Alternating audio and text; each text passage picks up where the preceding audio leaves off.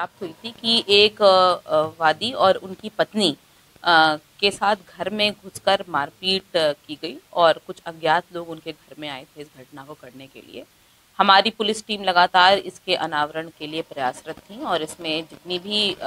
Manual Leeds थी उनको pursue किया गया, बहुत सारी टेक्निकल लीड्स भी परस्यू करी गई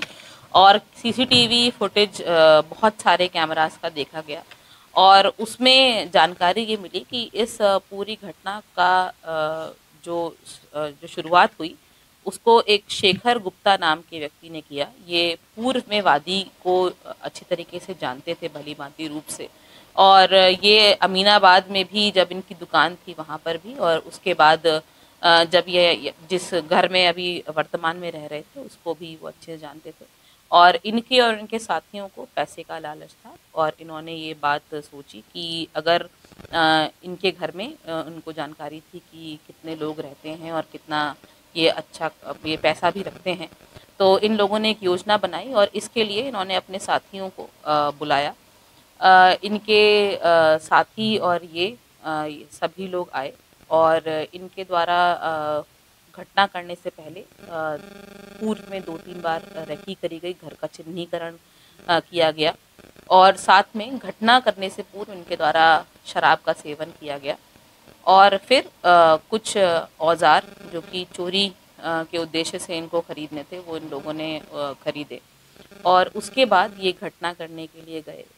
चूँकि ये अत्यधिक शराब का सेवन किए हुए थे, इनके द्वारा घर में जब घुसा गया और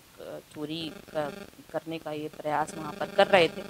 तब इनके द्वारा काफ़ी आवाज़ हुई जिससे जो वादी की पत्नी थी वो जग गई थी और इन लोगों को उन्होंने देख लिया था। जब इन लोगों को लगा कि पत्नी ने इनको देख लिया है तब इन्होंने उनके ऊपर हमला किया और जिसमें जो दंपति थे, दोनों पति पत्नी वो चोटिल हुए थे। इस संबंध में थाना नाका पर अभियोग पंजीकृत किया गया था जिसमें धारा 323, 352, 458 और 120 बी के अंतर्गत 2 अभियुक्तों को हमारे द्वारा गिरफ्तार किया गया है पूरे घटनाक्रम में। इसमें एक अभियुक्त का नाम शेखर गुप्ता है, जैसे मैंने पूर्व में बताया। ये वर्तमान में राजाजीपुरम तालकटोरा में रहता है और इसका ही एक साथी विवेक कुमार गौतम है जो कि इसके ही जानकारी में तालकटोरा में रहता है। इसमें कुछ अन्य लोग भी हैं जिनका नाम इनके द्वारा बताया गया है जो कि घटना करने में शामिल रहे थे। उनकी तस्दीक और उनके लिए दबिश हमारी पुलिस टीम लगातार दे रही है और शीघ्र ही उनकी भी गिरफ्तारी हमारी पुलिस टीम द्वारा सुनिश्चित की जाएगी। इसमें इनके ऊपर 4/25 आर्म्स एक्ट के अंतर्गत भी अभियोग पंजीकृत किया गया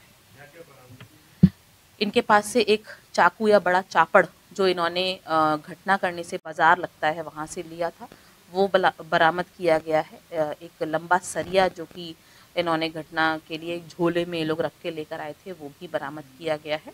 और ग्लव्स इत्यादि बरामद इनके पास से किए गए हैं। इस घटना में मैं ये बताना चाहूँगी कि ये चोरी जब करने गए थे तब ये चोरी करते टाइम गए थे तो आहट क्योंकि हो गई थी और दंपत्ति जग गए थे, इसीलिए ये उस घर से कोई भी सामान चोरी नहीं कर पाए थे।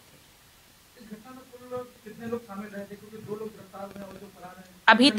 अभी तक की जानकारी के अनुसार इसमें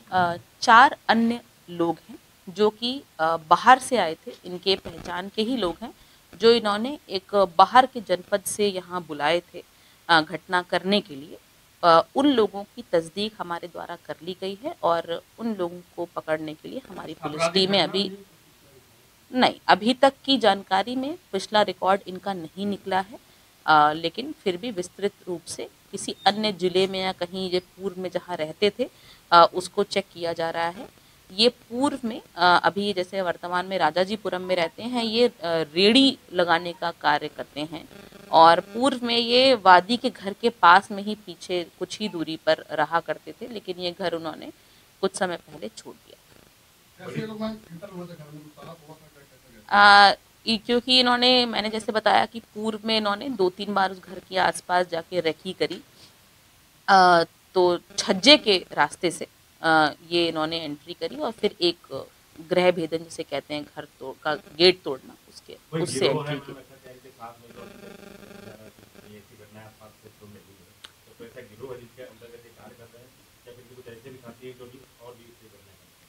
देखिए, ये विस्तृत पूछताछ इनसे अभी की गई है और ये विवेचना में की भी जा रही है कि इस तरीके की घटना इन्होंने पूर्व में करी है या कोई और घटना करी है। लेकिन इस मोडस ऑपरेंडी की घटना